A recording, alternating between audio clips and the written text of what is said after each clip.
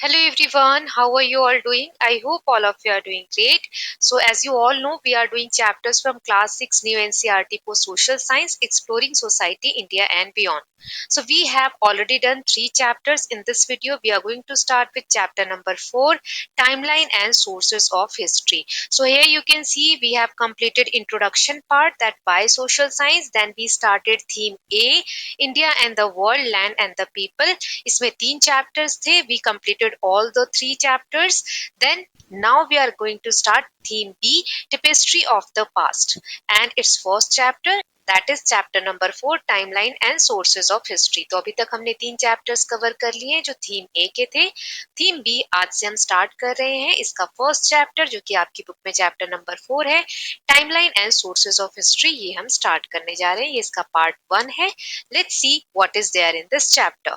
उससे पहले अगर अभी तक आपने सभी चैप्टर्स की वीडियोस नहीं देखी हैं तो please go through the link given in the description box, या फिर आई बटन पे क्लिक करके आप सभी चैप्टर्स की वीडियोस देख सकते हैं. और बाकी सब्जेक्ट्स की भी वीडियोस के लिंक्स डिस्क्रिप्शन बॉक्स में है, या फिर आप चैनल पे जाके सभी प्लेलिस्ट बनी हुई है देख सकते हैं. चलिए चैप्टर को शुरू करते हैं. Timeline and sources of history. Timeline मतलब किस समय में क्या इवेंट्स हुए हैं उसको जानना, और सोर्सेज मतलब किन चीजों के थ्रू हमें पता चलता है कि हिस्ट्री में क्या हुआ है. चाहे कोई बुक हो सकती है पास्ट की, कोई भी एक्सकेवेशन या कोई खुदाई हुई है कहीं पर, वहां से कुछ मिला, तो उन चीजों को देखकर हम बता सकते हैं कि किस समय में क्या हुआ है. सो टाइमलाइन और सोर्सेज इस चैप्टर में हम जानेंगे. सो यहाँ एक कोट है जो E.H. कार्ल का लिखा हुआ है. Let's see what is it. So history is an unending dialogue between the present and the past, between the society of today and the society of yesterday. We can fully understand the present only in the light of the past. History एक unending dialogue है. Unending मतलब इसका कोई अंत नहीं है. ये एक तरीके से conversation है, बातचीत है. किसके बीच में? Present and past. जो आज है लोग, जो आज चीजें हो रही हैं उसके बीच में, और जो बीत चुकी हैं चीजें उसके बीच में. क्योंकि ये लिंक्ड है, दोनों चीजें अलग अलग नहीं है. जो पास्ट में हुआ है उसी का रिजल्ट होता है प्रेजेंट, या उसी से रिलेटेड होता है present. Right. So between society of today and society of yesterday, आज की जो सोसाइटी है, आज का जो समाज है, कहीं ना कहीं लिंक्ड है जो सोसाइटी या समाज हमारे पास्ट में रह चुका है. सो हम प्रेजेंट को फुली तभी समझ सकते हैं, अच्छी तरीके से तभी समझ सकते हैं जब हमें अपने पास्ट का अच्छे से ज्ञान हो. सो पास्ट का ज्ञान हमें कैसे होगा? जब हमें अपनी हिस्ट्री का पता होगा. Right. So history is the study of past. अगर सिंपल डेफिनेशन हम हिस्ट्री की देखें तो पास्ट की स्टडी को ही हिस्ट्री कहते हैं. सो आई होप ये कोट आपको क्लियर होगा. चलिए अब आगे बढ़ते हैं. ये एक इमेज दी गई है आपकी टेक्स्ट बुक में. नेशनल म्यूजियम है ये, जो कि न्यू दिल्ली में है. Such museums preserve objects from the past such as statues, coins and ornaments, all of which helps us understand our history. ये म्यूजियम है जो कि न्यू दिल्ली में है. इसमें बहुत सारी ऐसी चीजें प्रिजर्व करना मतलब बहुत सेफली रखना, रखी गई है जो कि हमें पास्ट से मिली है. कोई स्टैचू हो सकता है, कॉइन्स है जो अलग अलग समय के हैं, या ऑर्नामेंट्स. ऑर्नामेंट्स मतलब उस समय के लोग जो वियर करते थे, ज्वेलरी वगैरह. राइट. सो वो सब संभाल कर इस म्यूजियम में रखी गई है जो हमें हमारे पास्ट की जानकारी देते हैं. सो इस चैप्टर को कवर करते वक्त ये 3 बिग क्वेश्चंस हम कवर करेंगे. फर्स्ट है, how do we measure historical time. History में जो बीत चुका है उस समय को हम कैसे नापते हैं. Then how can various sources helps us understand history. Sources जो होते हैं वो हमें कैसे हेल्प करते हैं हिस्ट्री को समझने में. और थर्ड क्वेश्चन है, how did early humans live. तो पहले के जो ह्यूमन बींग्स हैं वो कैसे रहते थे, उनकी लाइफस्टाइल क्या थी, वो हम जानेंगे. तो चलिए हम अपने फर्स्ट क्वेश्चन के साथ स्टार्ट करते हैं, that how do we learn about past. Past के बारे में हम कैसे जानेंगे. सो सबसे पहले यहाँ दिया है, think about it. What is the earliest memory you can recollect. Do you remember how old you were at that time. Those memories together are a part of your past, may be going 5 or 6 years back. आप अपने past को या कुछ साल पहले की कोई event को याद करने की कोशिश कीजिए. क्या आपको याद आ रहा है कि आप उस वक्त कितने साल के थे, क्या क्या इवेंट्स आपको याद आ रहे हैं? तो जो इवेंट्स आपको याद आ रहे हैं वो सब आपके पास्ट का एक पार्ट है, आपका अतीत है, राइट? सो इसी तरीके से हम पास्ट को स्टडी करते हैं। How do you think understanding the past will helps us understand the present world? कैसे हम कह सकते हैं कि अगर हम पास्ट को अच्छे से जानेंगे तो हम अपने प्रेजेंट को अच्छे से समझ सकते हैं, आज को अच्छे से समझ सकते हैं? बिल्कुल समझ सकते हैं। क्यों?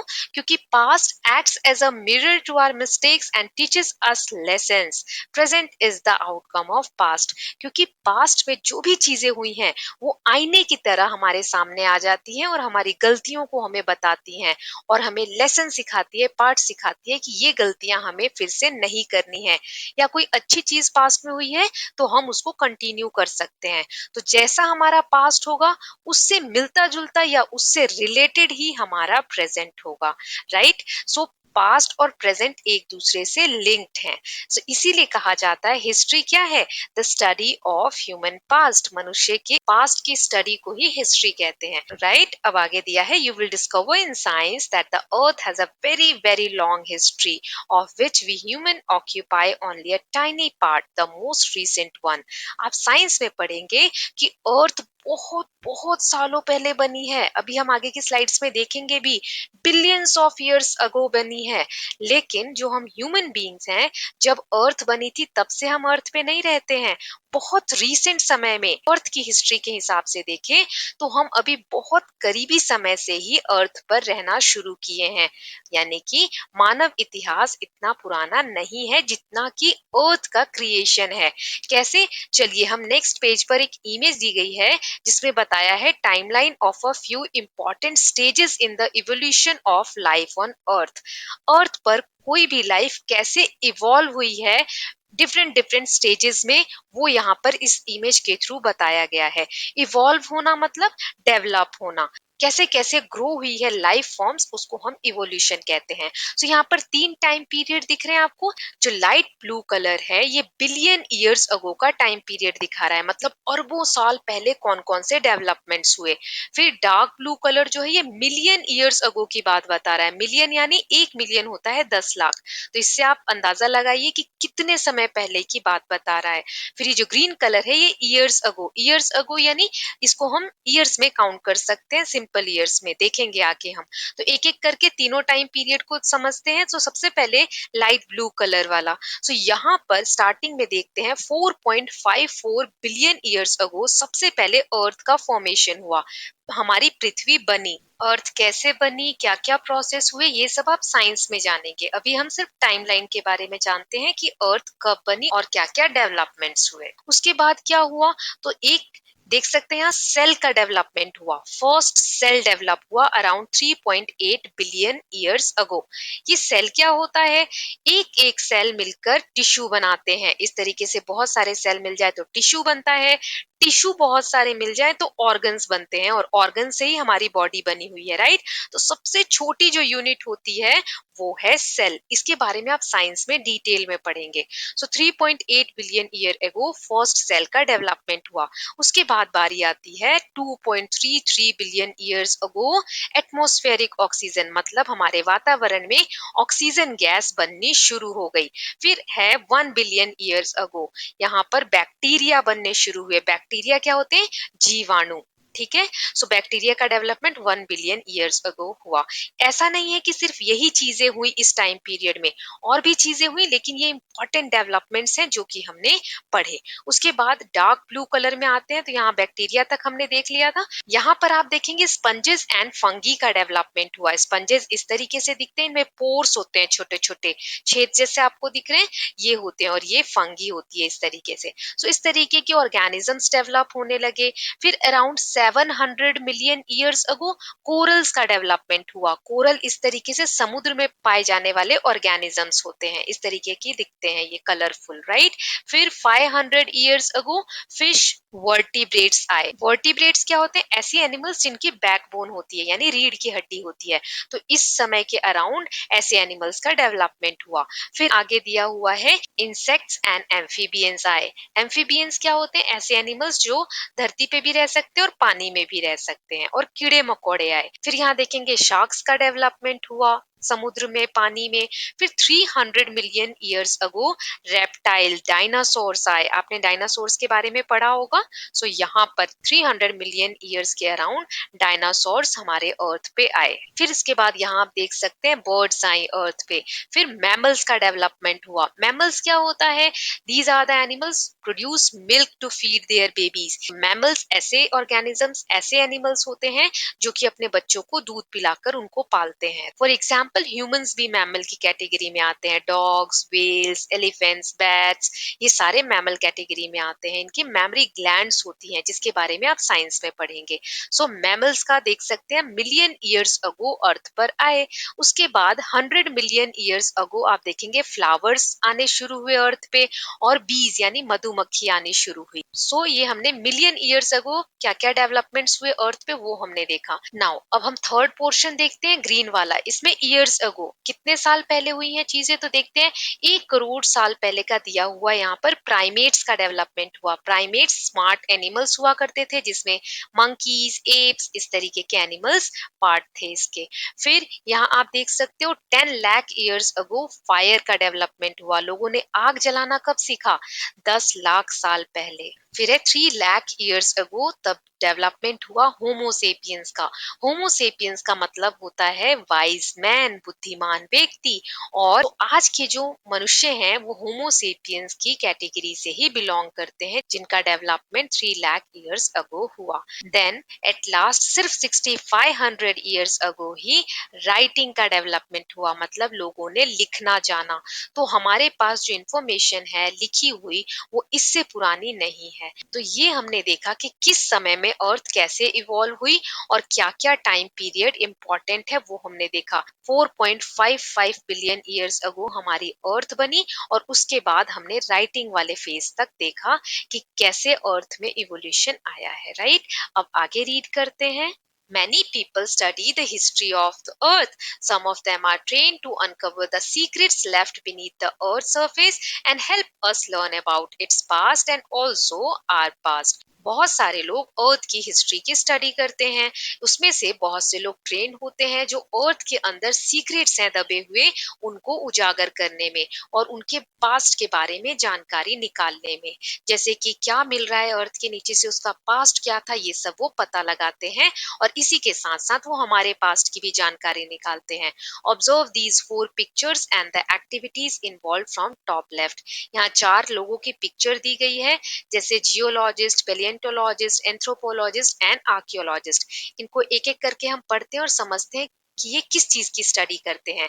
तो सबसे पहले है जियोलॉजिस्ट। आप यहाँ देख सकते हैं ये पत्थर को देख रहे हैं। Right, so they study the physical features of the earth like soil, stones, hills, mountains, rivers, seas, oceans and other such part of the earth.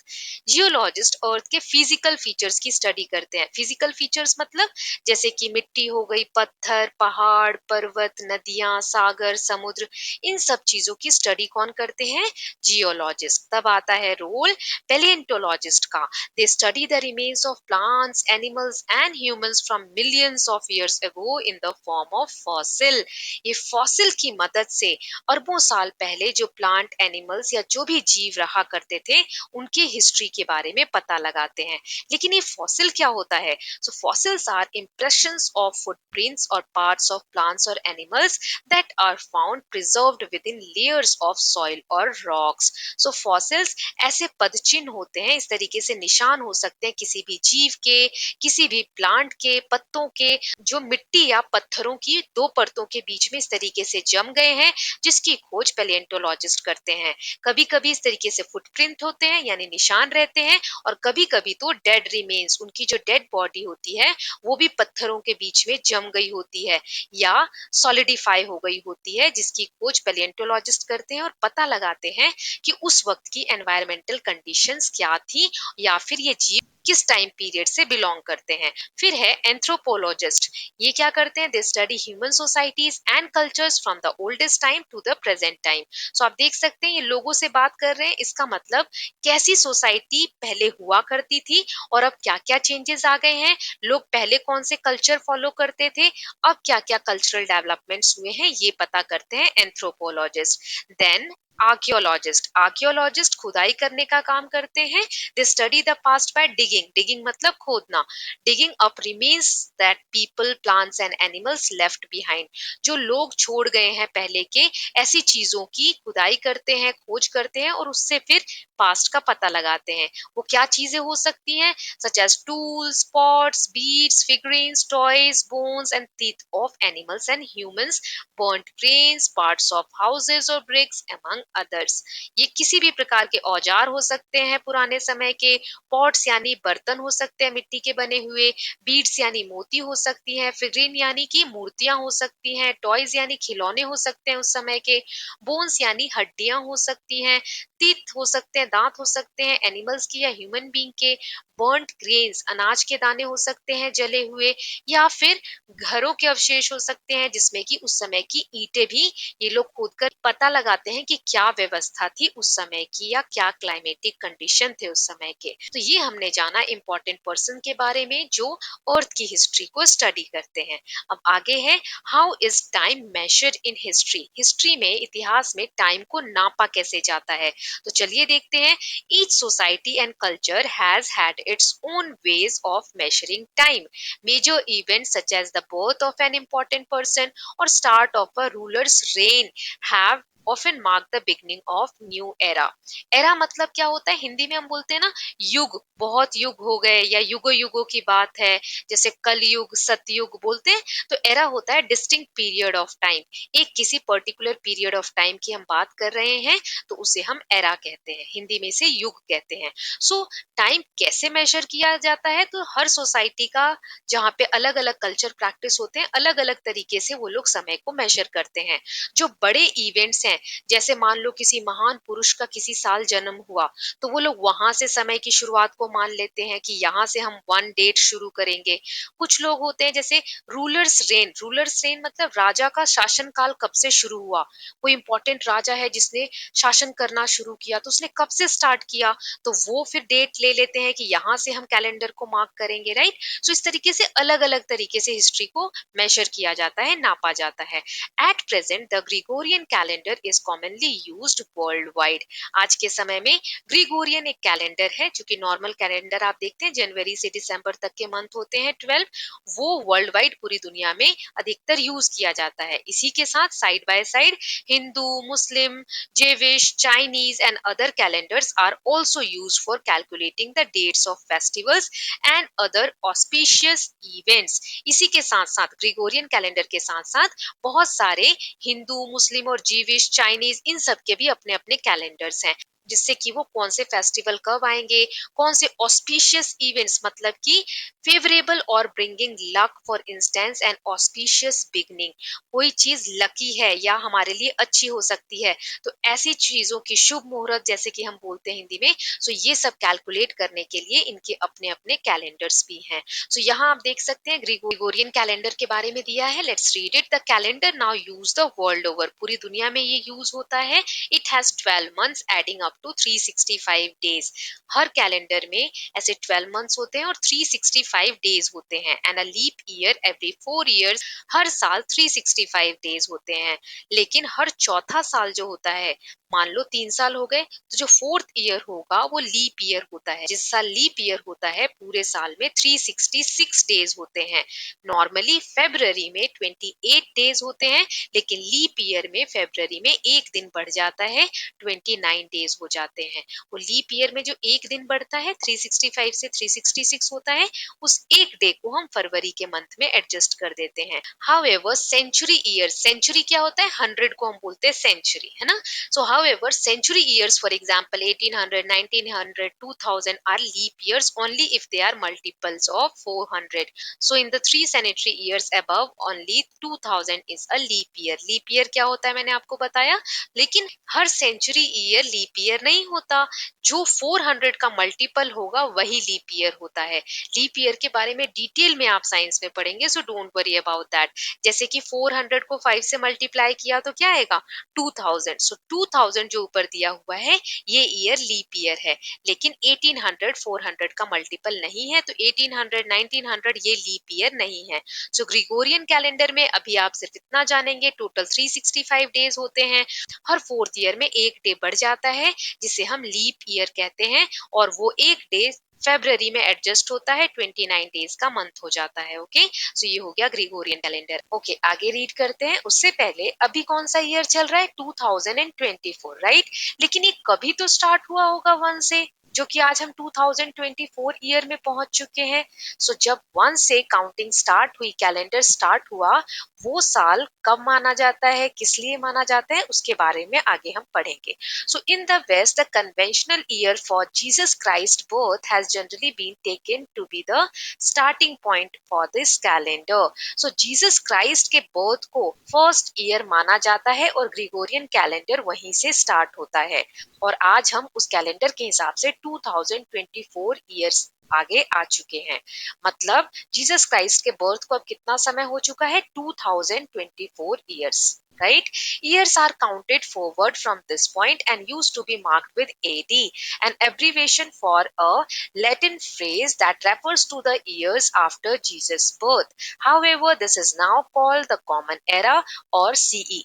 आपने डेट्स के आगे एडी या सीई लिखा देखा होगा, जैसे 1947 एडी या 1947 सीई, राइट। ये क्या होता है? सो एडी एक लैटिन फ्रेज है, लैटिन भाषा का एक फ्रेज है जिसका मतलब होता है एनो डोमिनी। मतलब जीसस क्राइस्ट के बर्थ के आगे वाले ईयर्स को हम एडी कहते हैं या सीई कहते हैं। सीई मतलब कॉमन एरा। जो जीसस क्राइस्ट के बर्थ के बाद आए हैं उन सभी ईयर्स के आगे हम एडी या सीई लगाते हैं। For example 1947, the year India gain independence, can be written as 1947 AD, sometimes AD 1947 और 1947 सीई। हमारा जो देश है वो आजाद हुआ 1947 में। अब इसके आगे हम एडी भी लिख सकते हैं, एडी 1947 भी लिख सकते हैं, या 1947 सीई भी लिख सकते हैं। सीई यानी common era. Okay, I hope आपको समझ में आया होगा एडी और सीई हम क्यों लगाते हैं। ऐसे ही ये तो हो गया कि जीसस क्राइस्ट का बर्थ हुआ 1 ईयर में, उसके बाद के ईयर्स में हम एडी या सीई लगाते हैं। उसके पहले की ईयर्स अगर हमें काउंट करना है तो हम क्या करते हैं? So similarly the years before the conventional date for the birth of Jesus Christ are counted backward and used to be marked with BC or before Christ. They are now called before common era or BC. 1 year से पहले यानी Jesus Christ के birth के year से पहले वाले years को हम बीसी लिखते हैं यानी बिफोर क्राइस्ट या फिर before common era. For example 560 BCE is an approximate year of birth of Gautam Buddha, who we will meet in chapter 7. Can you calculate how many years ago that was? So जैसे कि यहाँ example दिया है 560 BCE, मतलब Jesus Christ के 560 years पहले किसका birth हुआ? गौतम बुद्धा का, इंडिया में। ये हम चैप्टर 7 में इनके बारे में जानेंगे। तो 560 साल पहले जन्म हुआ उनका, कब से? जीसस क्राइस्ट के बर्थ से। तो क्या आप बता सकते हैं उनकी टोटल ईयर आज के समय में अगर हम माने तो कितने साल के होंगे? आगे हम कैलकुलेट करेंगे। Now let's explore. किसी भी 2 ईयर्स के बीच में कितने सालों का गैप है, ये कैसे पता करेंगे? तो इसके ऊपर कुछ एक्सरसाइज है, चलिए पढ़ते हैं। Such calculations are simple but there is a catch. In the Gregorian calendar there is no year 0।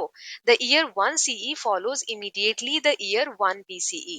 Draw a simple timeline marking every year from 2 BCE to 2 CE. देखिए यहाँ पर एक टाइमलाइन हमने ड्रॉ की। अब इसमें हमें 2 BCE से 2 CE तक के सभी ईयर्स को मार्क करना है। सो हम कहाँ से स्टार्ट करेंगे? 1 CE पहले लिखेंगे, उसके पीछे अगर हम गए तो 1 BCE, फिर 2 BCE यहाँ तक लिखना है, फिर आगे कहाँ तक लिखना है? 2 CE तक। तो 1 CE ये रहा, 2 CE ऐसे हमने लिख दिया। अब आप ये देखेंगे कि ग्रिगोरियन कैलेंडर में 0 ईयर नहीं है, सीधा 1 CE से शुरुआत है, राइट।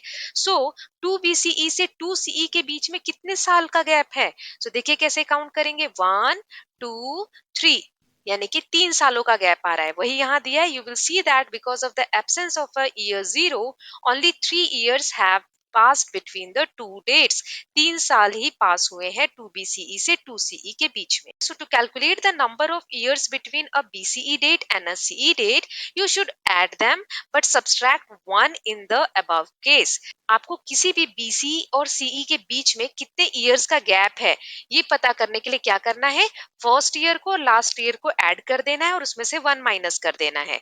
जैसे यहाँ दिया हुआ है 2 BCE है तो 2 CE है तो 2 प्लस 2 यानी कि 4 और उसमें से 1 हम माइनस कर देंगे तो आंसर कितना आया 3. तो हमने ऐसे भी देखा तो 3 इयर्स का गैप है, लेकिन ये कम ईयर्स से तो हमने इस तरीके से एरो से काउंट कर लिया.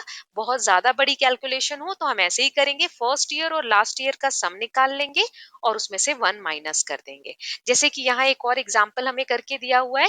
Practice a few examples with your classmate. For example, to return to the question about Buddha, suppose we are now in the year 2024 CE. देखो अभी हमें कहा था कि बुद्धा की एज हमें कैलकुलेट करनी है कि अभी के हिसाब से कितनी हो रही है. उनका जन्म 560 BCE में हुआ था. तो कैसे कैलकुलेट करेंगे, 560 जहां से शुरुआत हुई और अभी हम किस ईयर में है 2024. सो इन दोनों को हम ऐड कर देंगे और इसमें से 1 माइनस कर देंगे. सो आंसर आ जाएगा 2583 ईयर्स अगो उनका बर्थ हुआ था. अब आगे हम देखेंगे कि टाइमलाइन क्या होता है. यहाँ पर एक इमेज दी गई है जिसमें कि इंपॉर्टेंट इवेंट्स हैं वो दिए हुए हैं. So timeline is a convenient tool to mark such events as it shows a sequence of dates and events covering any particular period. It runs from the beginning of humanity to the present with a few important landmarks. Note that the dotted portion mark a skipped period, otherwise this timeline would have to be almost 3 meters long. So इस timeline पे 3 lakh BCE से 2000 CE के बीच में जो important events है वो दिए हुए हैं. कुछ गैप्स आप ऐसे देख सकते हैं, ये इसलिए है क्योंकि सभी इवेंट्स को दिखाना पॉसिबल नहीं है. अगर ऐसा किया तो ये जो टाइमलाइन है कम से कम 3 मीटर्स लॉन्ग बनेगी. सो इंपॉर्टेंट इवेंट्स है जैसे कि 40,000 BCE आप देख सकते हैं. यहाँ पर first example of rock art in the world, सबसे पहले हम पत्थरों पर कलाकारी देख सकते हैं इस समय में. फिर यहाँ आइस एज है, आइस एज को हम हिमयुग कहते हैं, मतलब पृथ्वी पर बहुत ज्यादा आइस बर्फ जमी होती है. फिर 12,000 BCE में आप end of last ice age देख सकते हैं. यहाँ पर सबसे लास्ट जो आइस एज है उसकी समाप्ति हो गई है. फिर 8,000 BCE में दिया हुआ है first settlement and beginning of agriculture. 8,000 BCE यानी बिफोर कॉमन एरा एग्रीकल्चर की शुरुआत हुई, खेती की शुरुआत हुई, लोगों ने सेटलमेंट्स यानी एक जगह पर रहना स्टार्ट किया. फिर 6,000 BCE में पॉटरी टेक्नोलॉजी इन इंडियन सब कॉन्टिनेंट, मिट्टी के जो बर्तन बनाए जाते हैं उसकी टेक्नोलॉजी डेवलप हुई. फिर उसके बाद हम देखते हैं यहाँ world's first cities in Mesopotamia. 6,000 और 4,000 BC के बीच में मेसोपोटामिया एक जगह है, वहां पर पहली सिटी यानी शहर का विकास हुआ. फिर 4,000 BC में beginning of copper metallurgy, copper जो मेटल है उसका यूज करना 4,000 BC में शुरुआत हुई.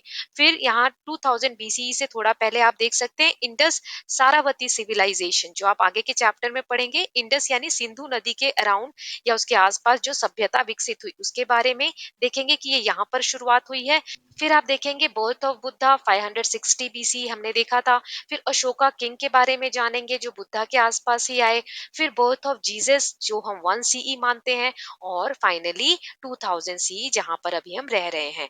A timeline also helps in understanding the order in which historical events take place. For example, even without looking at dates, you can now see that the birth of Buddha occurs before that of Jesus. Timeline को देखकर हमें date जानने की जरूरत नहीं है, हम देख के ही बता सकते हैं कौन से इवेंट पहले हुए हैं और कौन से बाद में. जैसे ये पास्ट है, ये फ्यूचर है.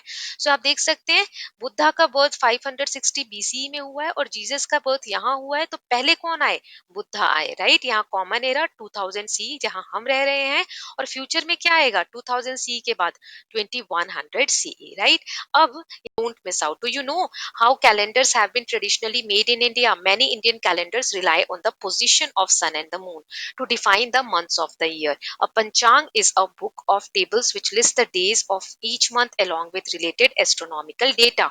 For instance, it precisely predicts events like solar and lunar eclipse, times for sunrise and sunset, etc. Panchang, still widely used in India, often also give weather prediction for the year, dates and timings of festival and more. So इस तरीके का calendar आप लोगों ने अपने घर में देखा होगा. राइट, इसे पंचांग बोलते हैं, पंचांग बेस्ड कैलेंडर. ये इंडिया का ट्रेडिशनल कैलेंडर है जो सूर्य और चंद्रमा की पोजीशन के हिसाब से तैयार किया जाता है। और इसमें बहुत सारी इंफॉर्मेशन होती है, जैसे सूर्य ग्रहण कब लगेगा, चंद्र ग्रहण कब लगेगा, कौन से फेस्टिवल्स किस डेट को आएंगे, कौन सा मौसम कैसा होगा, राइट। सो बहुत सारी इंफॉर्मेशन रहती है, ये इंडिया का ट्रेडिशनल कैलेंडर है। सो इसके साथ स्टूडेंट्स हमने timeline and sources of history का पार्ट 1 कवर कर लिया है। नेक्स्ट वीडियो में हम पार्ट 2 देखेंगे और इस चैप्टर को फिनिश करेंगे। I hope you like this video. If you do so please like and share it, and don't forget to subscribe Kalyan TV channel for more such videos. Thank you so much.